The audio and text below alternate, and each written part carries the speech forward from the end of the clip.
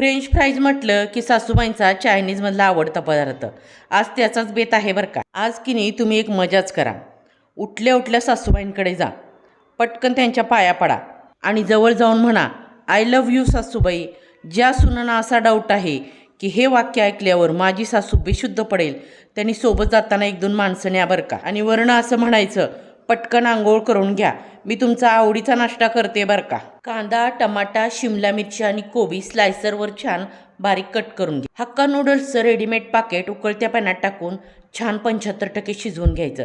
चाळणीत टाकून त्यावर ओतायचं गार पाणी, मग ते ठेवायचं गार करायला. फोडणीमध्ये टाकायचं आलं, लसूण, कांदा, टमाटा, कोबी, शिमला मिरची आणि मटार. हे 50% छान परतून घ्यायचं. हे क्रंचीच छान लागतं. त्यानंतर टाकायचे हक्का नूडल्स आणि हक्का नूडल मसाला पॉकेट. छान परतायचं आणि द्यायचं की हो सासूबाईला खायला. सुनबाईचा खरा आनंद यातच बरं का.